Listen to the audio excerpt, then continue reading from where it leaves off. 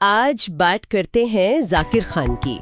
Madison Square garden वाली खबर तो सुनी होगी। हाँ बिल्कुल, जबरदस्त चीज हुई है वो। जाकिर ने अमेरिका के इतने बड़े वेन्यू पर हिंदी में परफॉर्म करके इतिहास बना दिया है। सही बात है, पहले भारतीय कॉमेडियन है वो जिन्होंने ये किया। तो इसी पर थोड़ा और बात करते हैं आज। समझते हैं कि ये कितना बड़ा मूवमेंट है और जाकिर की सक्सेस स्टोरी क्या कहती है। बिल्कुल, चलिए शुरू करते हैं। तो न्यूयॉर्क का मैडिसन स्क्वायर गार्डन और वहाँ हिंदी में स्टैंड अप कॉमेडी सुनने में मतलब गजब लगता है ना? और सोर्स यही बताता है कि वो पहले भारतीय कॉमेडियन है। ये अपने आप में बहुत बड़ी उपलब्धि है। और ये भी सुनने में आया कि तन्मय भट्ट भी स्टेज पर साथ थे। हाँ, वो भी थे। और कहते हैं कि ऑडियंस ने कई मिनटों तक स्टैंडिंग ओवेशन दिया। मतलब माहौल बन गया था पूरा। हाँ, मैंने भी क्लिप्स देखी सोशल मीडिया पर, खूब वायरल हुई। बॉलीवुड से, कॉमेडी सर्कल से सबने बधाई दी। बिल्कुल, और ये पॉइंट अहम है कि ये सिर्फ एक शो नहीं है।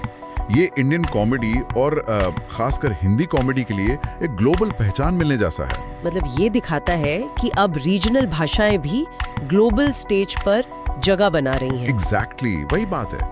ये एक तरह का सिग्नल है कि हमारा कल्चर, हमारी भाषाएं अब ग्लोबल ऑडियंस को अपील कर रही हैं। ये एक बड़ा पड़ाव है। अच्छा, तो इस ग्लोबल कामयाबी के साथ साथ उनकी फाइनेंशियल साइड पर भी बात करते हैं। सोर्स में कुछ हालिया रिपोर्ट्स का जिक्र है, नेटवर्थ वगैरह। हाँ, रिपोर्ट्स के मुताबिक 2025 में उनकी अनुमानित नेटवर्थ करीब 25 से 26 करोड़ रुपए हो सकती है। 25-26 करोड़, ये तो काफी बड़ा आंकड़ा है। तो ये कमाई आती कहाँ से है? मतलब सिर्फ स्टैंड अप से तो नहीं होगी? नहीं, कई सारे सोर्सेज हैं। एक तो उनका YouTube चैनल ही है, जहाँ से अंदाजन हर महीने 15-20 लाख की कमाई बताई जाती है। हर महीने YouTube से? हाँ, मतलब सालाना YouTube इनकम ही शायद 3-4 करोड़ रुपए के आसपास, ये अनुमान है, जाहिर है। ओके, और लाइव शोज का क्या? लाइव कॉमेडी शोज और कॉर्पोरेट इवेंट्स के लिए वो अच्छा चार्ज करते हैं। प्रति शो करीब 4 से 5 लाख तक। और उनके Amazon प्राइम स्पेशल भी तो थे, हक से सिंगल, कक्षा 11वीं।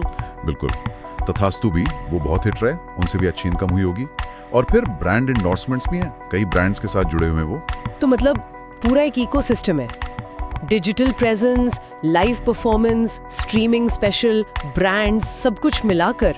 सही कहा, ये आज के दौर के आर्टिस्ट का मॉडल है, मल्टी प्लेटफॉर्म इनकम, जहां आपकी पॉपुलैरिटी और अलग-अलग जगह आपकी मौजूदगी वो सीधा फाइनेंशियल सक्सेस में बदल जाती है। ये दिलचस्प है कि सिर्फ एक चीज पर निर्भर नहीं है।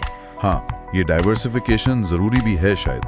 अच्छा, और उनके सफर की बात करें तो सोर्स याद दिलाता है कि शुरुआत 2012 में हुई थी इंडियाज बेस्ट स्टैंड अप जीतने के बाद। हाँ, वो उनका बड़ा ब्रेक था। और उसके बाद से उनकी जो यूएसपी रही है, वो देसी अंदाज, वो अपनी सी लगने वाली कहानियां। हाँ बिल्कुल, वो जोड़ने वाली बात है उनमें। इंदौर से हैं वो मूल रूप से, लेकिन फैन फॉलोइंग तो अब इंडिया के बाहर भी बहुत है। वही तो, उनकी सफलता का क्रेडिट इसी कनेक्शन को, उनकी प्रामाणिकता को और यकीनन उनकी मेहनत को जाता है।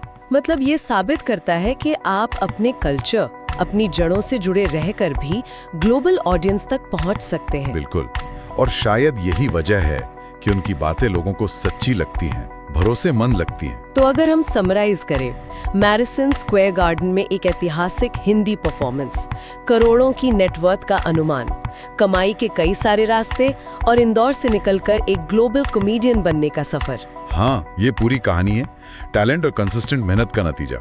और जैसा सोर्स में भी इशारा है, उनकी नेटवर्थ शायद आगे और बढ़ेगी। और ये एक सवाल भी छोड़ जाता है ना, कि क्या जाकिर की ये उपलब्धि जो MSG में हुई, वो भविष्य में दूसरे भारतीय कलाकारों के लिए, खासकर हिंदी में परफॉर्म करने वालों के लिए, ऐसे ही ग्लोबल दरवाजे खोलेगी? ये सोचने वाली बात है। क्या ये एक नया ट्रेंड शुरू करेगा? देखना होगा। पोटेंशियल तो दिखता है।